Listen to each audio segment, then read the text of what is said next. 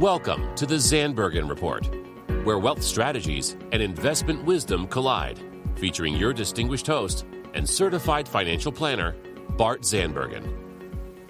Welcome to the Zandbergen Report, a showcase for wealth strategies and investment wisdom that's essential for our evolving world. I'm your host, Bart Zandbergen. As usual, we have in studio today our producer, Paul. Yes, always marveling at the chaos that happens up to 30 seconds before we go on there, and everybody comes on so calm and casual. So, a little ironic, isn't it, Paul, that we have a seasoned radio show host? Yes, well, I was thrilled to have such a person because I know he'd be here 20 minutes before, he'd get ready, we'd have plenty of time to prepare, not like our guests who just run in, you know. No, he would not just run in. Keep doing what you do. Go ahead. Well, with that said, Dino, thanks for joining us today. I'm very happy to have Dino, a longtime friend and a great professional. So hold on, I'm going to stop you there right now, because if you're going to just say Dino without attempting my last name. I'm getting started here. I'm just getting started. Let's do it. All right. He's right. Most show hosts, say, well, I want to welcome my guest, and they lay it all out. They don't just say, welcome, Dino. Wow. I got to back him up. Wow. See who my friends are. All right. I am pleased today to have Dino Katsiametis. Yeah, that was good. Managing partner of California Coastal Loans. Dino has close to 20 years of experience and is an expert practitioner in the mortgage, banking, and real estate industries. He has a passion for serving clients with a financial planning, relational approach instead of a one-time transaction mindset. Because of this, Dino is truly considered a trusted advisor by his clients, realtors, and other financial professionals he works with. And I can attest to that, and Dino, I enjoy working with you. As a former area manager of a large national bank and host, here it goes, of his own radio show, Money Matters with Dino, on Clear Channel Radio, Dino has always stayed ahead of market trends. His approach comes from looking at his client's entire financial picture before making recommendations, as well as utilizing his innate listening skills to give his clients exactly what they want. Within his practice, Dino works alongside CPAs, financial planners, attorneys, accountants, real estate, and banking professionals in order to provide comprehensive financial scenarios with a win-win opportunities for his clients. Integrity, attentiveness, availability, insightfulness, and strategic thinking are some of the words that clients use to describe Dino. Dino, how was that? I don't know. I want to know who wrote that. That was amazing. And I got to give a shout out. Clear Channel's big time. Almost as big as OC Talk Radio. Not quite as big, but Clear Channel is a big deal. Well, Dino, again, thanks for coming in today. I know you've had a kind of a hectic, busy day when we were making fun, but I understand, things happen, so thanks for being here. Yeah, thanks for inviting me. Of course. I certainly want to get into what you do and how you do it and why you do it. But one of the things I want to make sure we cover today, and you and I have had some great conversations over the last couple of years. You've done more research than anyone I know on working with millennials, marketing to millennials. So I want to make sure we cover some of the stuff that you've uncovered. Real interesting stuff. So why don't we start with, I know you're 20 years in the real estate mortgage industry. How'd you get there? Why are you here? Yeah, sometimes things just happen in life. It's not always by design, and next thing you know, 20 years have passed. But I enjoy life, and it happened to be I was going to get into real estate. I decided I was going to do real estate, and previous to real estate, I was in the clothing business, which is totally off, right? Like, doesn't even have anything to do with real estate. But I did a lot of driving back then. I was driving up to LA from Orange County a lot, and from city to city in Orange County, because I had multiple retail locations, and I had a wholesale business selling used Levi's to Japan and Europe at the time. So anyways, I was driving a ton, and I thought the Japanese market died on us, and that just kind of killed the whole business. And I was like, real estate's that. I've always loved real estate. I think this is what I want to do. So I studied real hard, got my test in record time. My license, like in 2 months or something. And just at the very last minute, somebody I knew said, dude, you should look into loans. I'm like, why? I never even thought about that, right? And he's like, because you can manage more in one location. Like, you can just sit down in front of your computer, back then just your telephone, really, right? And you can manage more, and you don't have to run around from house to house and do this and that. I started thinking about it, and I was like, that sounds good to me, not having to drive anymore, not having to always be out and about. And just like that, I switched gears, went into loans, and really it was the same licensing, so it was nothing new. And then I realized that, we don't make as much money per deal as real estate agents do, and we don't have that glorified lifestyle of being able to meet at Starbucks and conduct business, but I can touch a lot more, and I can do a lot more business. And quite honestly, I ended up really liking it. When the realtor gets to know people on the outside, right? The lender knows every little hidden secret from the inside out, right? We know everything about them, much like you do as the financial planner. You really dig in. So people open up a lot to me when that happens, and I get to know them personally, we become friends with so many of them, and we try so hard to serve people, like really serve them and do a good job with them. So it just goes way deeper than trying to get a loan closed. Yeah. Yeah, even though it sounds like it was a little bit happenstance, there's more to your why, right? I mean, you're doing this because, at least it appears to me that you're pretty passionate about what you do and wanting to help people. Very much so. It's weird. I mean, sometimes you could easily look at whatever you do in life and think of it as a job, and I've just never done that ever. No matter what, even when I worked at Nordstrom's in ladies' shoes, it still wasn't just a job. It was more than that. I always enjoyed what I did, and because I enjoyed it, I think it made it so much more. Yeah. So, do you your family business is pretty interesting for those of us that are local. Do you mind saying what that is and what your involvement with that was? Yeah. So, it's one of those things where years later, I can look back and say to myself, "What were you thinking, stupid?"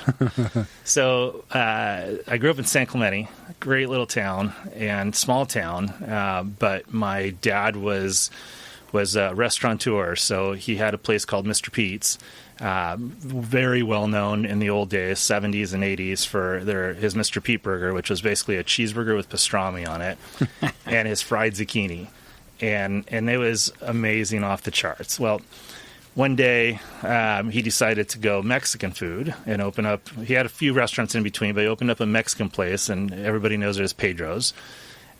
Great place to go after a day of surfing. Great place just to go when you want to fill up your belly, with some heartburn. So Mr. Pete's and Senor Pedro's, one's Mexican, one's American, and I just remember I was young at the time. I was, I think, like 12 or 13 when he opened it, and I was asking him why, and he goes, beans. He goes, beans are profitable.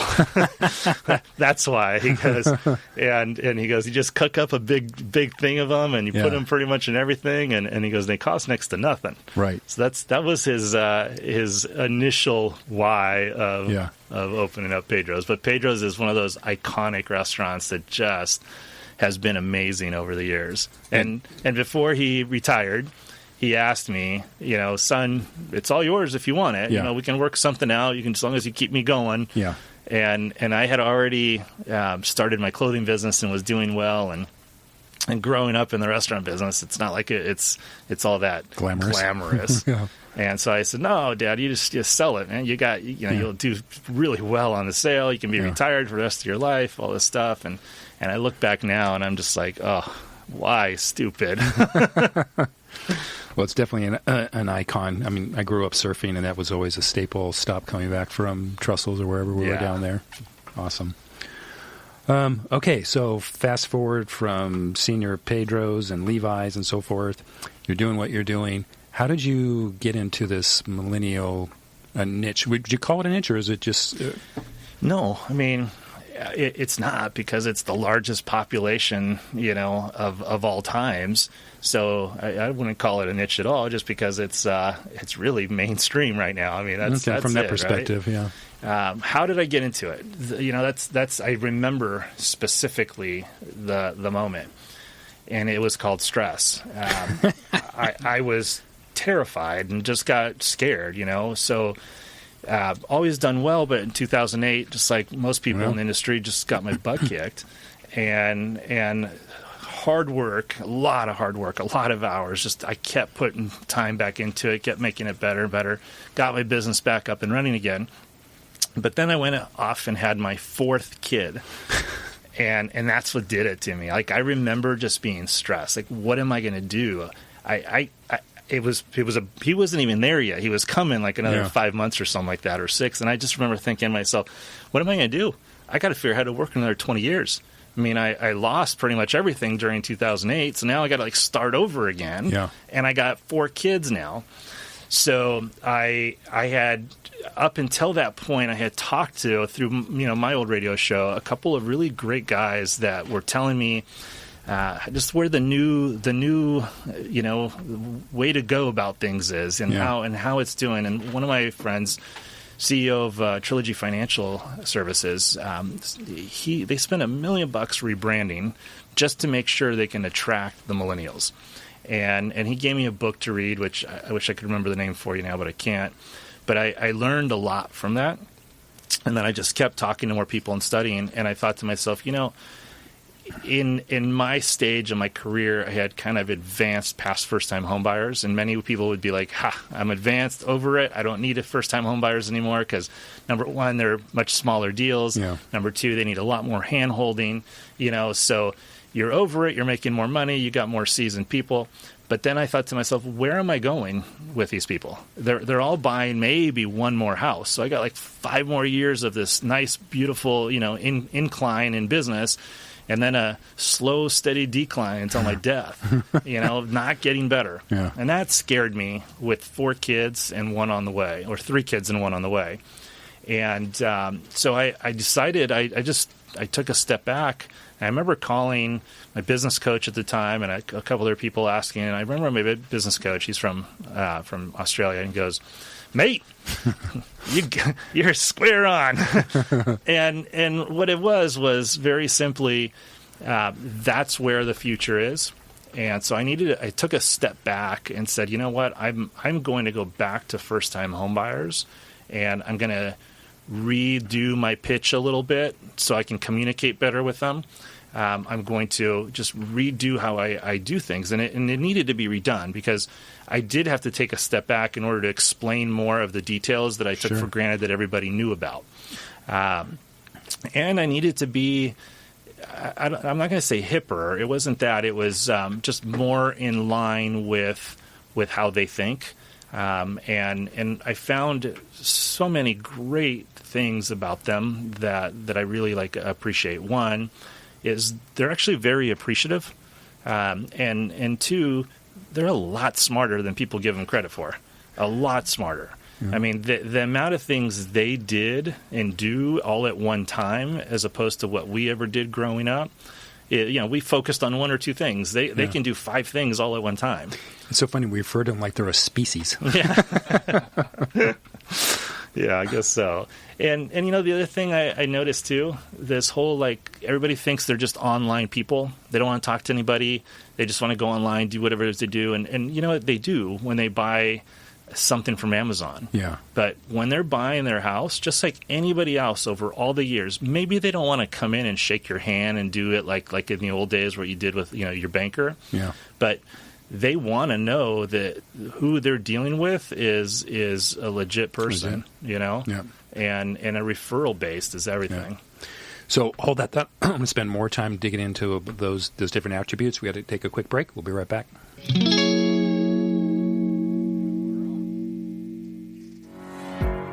With more than 25 years of experience, Bart's comprehensive perspective has earned acclaim from clients across the globe. Gain access to lessons learned throughout Bart's career by following @Zandbergen on Instagram. To learn more about Bart Zandbergen as an advisor, mentor, and public speaker, and for more information on Optivest Wealth Management, please visit www.bartzandbergen.com. And we're back with Bart and his guest. Can I ask one quick question before you guys jump back into it here? Go, Paul. It's all about marketing to millennials. I get it. They're huge. They're even more than the baby boomers. But how do you market to people when they have so much debt and everything costs so much? that when I was a millennial, I'm the parent of a millennial. My daughter and son-in-law just bought their first starter condo, $400,000. The cars are $40,000. They came out of college with $40,000 or $50,000 in debt. I didn't have any of that. How do you market to them when they have no money? First of all, how do they make it? You sound like an old guy when you act like $400,000 is a lot of money for a house. What was your first house? Come on, what was your first starter house? How much did it cost? I am a lot older than you guys. So you know what's interesting? My first house, I didn't buy the house I lived in first. I bought it after I bought 2 rental properties first. Okay. Well, you were smarter than I was. And they were down. I think they were like $250 or $300 or something. Yeah, right. Anyways, it's a good question, and there is a lot of debt out there, but millennials per se tend to mooch off mom and dad a little bit longer than our generation did. So they actually don't spend nearly as much money. I'm going to use that term to my daughter because she'll say, this is official like now. You're mooching. And you know what else? They go without. I see that a lot. And they're more creative in how they come up with things. Like my son-in-law and daughter got a couple roommates. That's how they helped pay for it. So they bought it, but the roommates are going to live in. A little more people in there. Or they go without. They don't need to have the newest car and some of the other stuff that we had to have. I don't think they have as many toys. I'll tell you the other one, too. I don't know about you, but I would have spent a fortune back in those days to pick up a girl. Now they just go online and swipe. It's a heck of a lot cheaper. So they've gotten smarter at things. But it is, I would think it would be hard to market to them because they're huge and they want to buy and own things like everybody else, but they were deferring a lot of this stuff. They were living with mom and dad longer. They were to pay off debt. They were deferring family formation. They were deferring. So it's interesting. You say, how do you market to them? And one of the pieces I think that's different about me is I actually don't market. I don't market at all. Every deal I get is a referral based deal that I got from either a realtor, a financial planner, or CPA. So oftentimes they're already somewhat qualified by the time they get to me. And I'll leave the other piece up to people like Bart to put them on a financial plan. And so many of them are seeking advice. They actually do seek advice. The difference is, though, an older guy would seek advice and just whatever that guy said, because he was trusted, he took it for gospel and moved on. The millennial will read up on it and validate what the professional told them, and which I respect. There's nothing wrong with that, but by all means, they get put on a plan. And the other piece that a lot of people don't realize is there's grandpa and grandma, and there's mom and dad, and a lot of millennials get help for their initial down payment. That's just how it goes. And the other piece too is there are all sorts of programs out there to restructure debt. A lot of the student loans that are out there, they restructure debt. They might only have a $200 or $300 a month payment, but they don't care about that big fancy car like we used to. They only have a $200 a month car payment too. So in reality, it's not all that bad.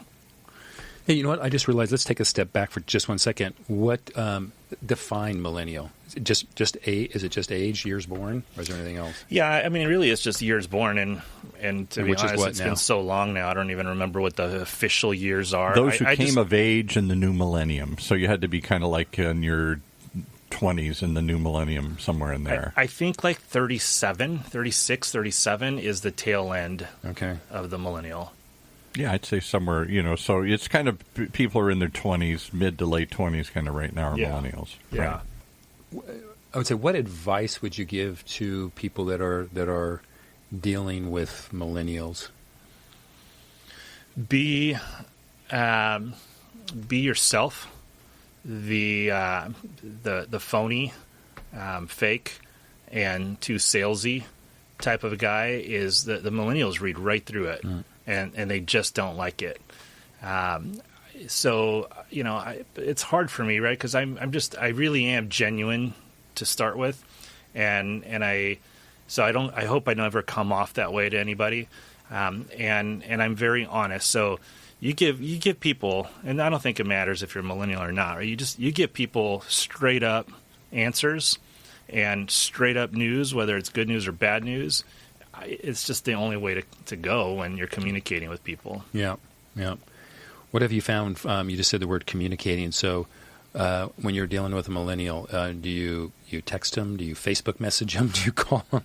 Yeah, that's actually a good question. So I do struggle with this one. They love texting.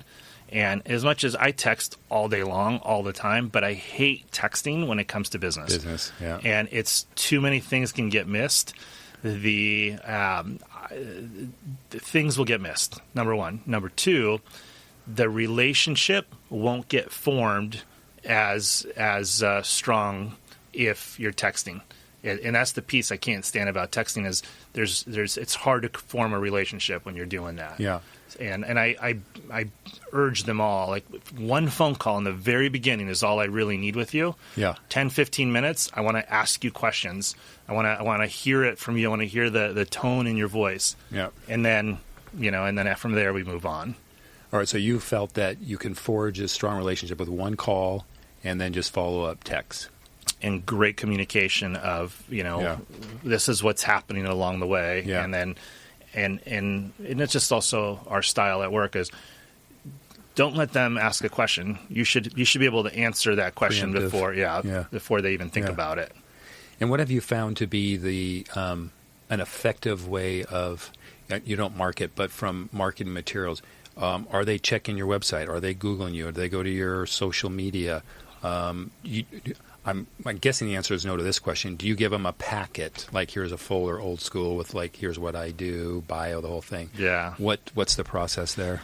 Yeah. So another great question. Actually, no, we don't do any of that stuff. None at all. It really doesn't mean anything. We're referral based, so I have the assumption, and I run with it, where if they're calling me, that's because they want to do business with me already. Yeah. Now, that doesn't mean that they don't need to like me. So I need to be likable already up front, and I need to be able to show a certain degree of professionalism and more importantly, somebody that they have confidence in. And that, I think, is the number one thing, is like when they talk to me, do they believe me? Do they have confidence that I can do the best job for them? So from there, quite honestly, none of the old school tactics of salesy type stuff. Here's who I am. Here's a trifold. Yeah, I've got this 3-color beautiful trifold of me. It talks all about me. None of that anymore. Yeah. I go a little bit of a different approach. It's a little more informative. They are information junkies. They love information. But I've also realized that too much information can confuse a person, especially when getting into a situation like buying a house, right? I mean, you look at, if you want to buy something on Amazon that costs $20, sometimes you can go down a rabbit hole and you'll spend 2 hours doing research over reviews and all this other BS stuff that you just bought it. You buy it and be done, right? Buying a house, I mean, man, there's so much more to it. And I try and give a overall picture of what it's going to look like, and then I tell them I'm going to go back to a lot of this stuff, but I'm not going to do it until a little bit later. It'll just confuse you right now. Yeah. When do you? I get to interrupt for 1 second because I see this with my own daughter and son-in-law. When you do give them information, do you just tell them something? Do you send them something, or do you show it to them? And I set up probably the answer I already assume. When my son and daughter, my daughter and son-in-law want to learn something, they go to YouTube. Yeah. For everything. Where are we going to eat? What am I going to buy? How am I going to buy a house? They think there's a video for everything. Right. And they do. They do that all the time. Here's what I tell them. I tell them that after I do the initial consultation. I ask them to send me a bunch of stuff. And then I tell them, if you guys want to meet after that, which they never do, but if you guys want to meet after that, let's do it after I see all your stuff. This way I can have a legitimate answer for you instead of a hypothetical answer, right? Yeah. But after I get everything, I tell them, I put together a spreadsheet and I give you some options. And my job, my goal, I tell them, is that I want you to understand what's in front of you. I want you to understand the pros and the cons to all of those. And then it's your job to decide what's best for you and your family. And if you're like, still, like, I might understand it, but I don't know how to make a decision, then tell me to make a decision for you, and I'll tell you what I would do if you were my brother or sister or whatever, you know? That's great. But I need you to understand. I need to be able to explain to you why this is all happening, because one thing I've learned through the years is I don't have a crystal ball, and I can never predict what's going to happen down the future. And I never want anybody to come back to me saying that you did this. So I'm going to explain to you everything, and you're going to decide. Yeah. You know. So I know everyone comes to you as a referral, and so it's really your position is to lose the business, right? Because they're coming to you under the assumption that they're going to work with you, right? But do they not look you up some fashion or another? Do they Google you? Are they looking at your website? Or are they looking at your social media? Or are you fine with them? That's not important. My impression is that they are very into that. It's a good impression. I'll tell you. Up until literally 2 weeks ago or so, Tyler, my right-hand man at work, he's been pressuring me for Yelp reviews and Zillow reviews, and I'm like, I mean, I don't need them. Like, I mean, obviously I don't need them. And he goes, yeah, but everybody's, you know, it's like, I'm like, everybody what? I go, I've been doing this for 20 years. I've never asked anybody to do that. I've gotten plenty of testimonials from people that have emailed me and said, you know, can I write? And I'm like, yeah, you know, write me something so I can have it. But I've never done anything with it because it's never been that. Well, just to prove a point to him, I set up a Yelp account, and I did the whole package where we even spent a little bit of money, right? Yeah. And my theory is, first of all, anybody that calls me who's from an advertisement, I usually don't like talking to. And it's because they never want to talk to me. They want to just ask me a bunch of questions that I'm not prepared to give the answer for because I don't know them yet. Yeah. Right? Like, what's your rate? How much is it going to cost? Well, I don't know. Why don't you answer some of my questions first, and I'll tell you, right? But it doesn't work that way. So I set it all up just to prove a point to them. And we have all this tracking of all we can tell. Anytime somebody goes to it, when somebody clicks on something, all this stuff, and then we forwarding a phone number to him if somebody clicks on the button. So far, nobody's clicked the button to say I want a loan. And then when you go to the metrics, other than the people that he's directing to go leave us a review, nobody else is clicking on it. I'm like, dude, I go, if I'm in the mood for a new taco, and I'm sick of going to the same old taco place, then maybe I'll say, okay, I'm in Mission Viejo, show me all the taco places, right? Or I need a plumber. Yeah. Give me the one with the best reviews so I don't have to go calling all. Yeah. That's what I do. But when it comes to a mortgage, I don't know. You don't do that. I mean, the ones like you can do that obviously with Quicken Loans and Rocket Mortgage and all that stuff. But when it comes to a legit thing, it's if I'm going to use BART, it's going to be because somebody's telling me BART's the best. So I think there is a dividing line somewhere that in financial services, I mean, in my business too, I'm not going to put an ad necessary to advertise. No one's going to call. It's a referral. Yeah. I'm wondering if some of the other services, like the tacos or the plumbers, for that generation, the millennials. Absolutely, you need all of the online stuff, all of the reviews. They live by reviews. Yeah. You know where I see it, because I see it all the time with our shows in here. People come and say, I live on just referral business. And I say, okay, well, but so if I gave you a referral, are you instantly going to call that person, or are you going to go check them out first? And people say, well, of course I'm going to check them out, even if it's my brother. And I think that's where it is. Too often people think I don't need to be online because they get referrals. But online is how they check out the referral and see whether they're really going to call that referral. Exactly. Well, I'll give you an example. One of the realtors that referral partner that I have, where he gives me business, he's the epitome of a millennial. I think he's like 31 years old or something like that. Brilliant dude. Like, he's brilliant. I asked him some questions because I was like, I'm trying to get a new website up just so I can have, and even though I've never taken a loan app through the website, I don't do that, right? He goes, website? He goes, because I don't have a website. I don't even have one. Like, you don't have a website? And he goes, no, I don't need a website. Like, what do I need a website for? It's gotten to that point where he looks at it like that's a bad thing. That's old school now. That's old school. Wow. Yeah. Wow. Super interesting. We're going to have another show on this. I know we're out of time, but Dino, that was awesome. Thank you. And if you don't mind, we'll have you back. I was just going to say something really funny about you. I'm going to pass it. So anyway, I have the honor now of asking you the final thought question, which is please share with the audience your ultimate lesson learned as your career as a real estate mortgage professional. The ultimate lesson learned, Paul said a word earlier, and I thought about jumping in. He said, I assume. And I used this earlier today with somebody I was training. I said, don't ever assume anything because it'll make an ass out of you. And my ultimate lesson learned is when I'm dealing with people's finances and I cannot ever assume anything. I need to know for fact, otherwise I can make a very bad mistake. Mm-hmm. And that's just not how you do good business. Great. That's great. It's actually making an ass out of you and me. I assume. That's okay. So my father told me many a times. All right. I want to thank everyone for listening today. And Dino, thanks for joining in studio today. How can people reach you? Easy. Just our website is it's California Coastal Loans. But see, nobody even knows the website anymore. Just Google California Coastal Loans. We're in Mission Viejo. It'll pop right up. My phone number is 949-720-1616. Awesome. Thanks again, Dino. Thanks so much to everyone who has tuned in. We look forward to having you back in the studio next week. Cheers. Thank you, Bart. Thanks so much. Tune in next week for the latest edition of the Zandbergen Report, Tuesdays at 2 p.m. Catch up on our recent shows by visiting bartzandbergen.podbean.com. The Zandbergen Report is also available on iTunes, iHeartRadio, and Spotify. Interested in being a featured guest on our show or have a question you'd like to hear us answer?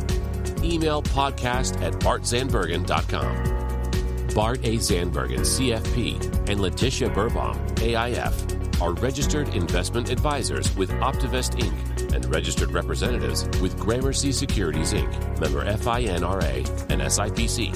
Investment advisory services are offered by Optivest Inc. under SEC registration.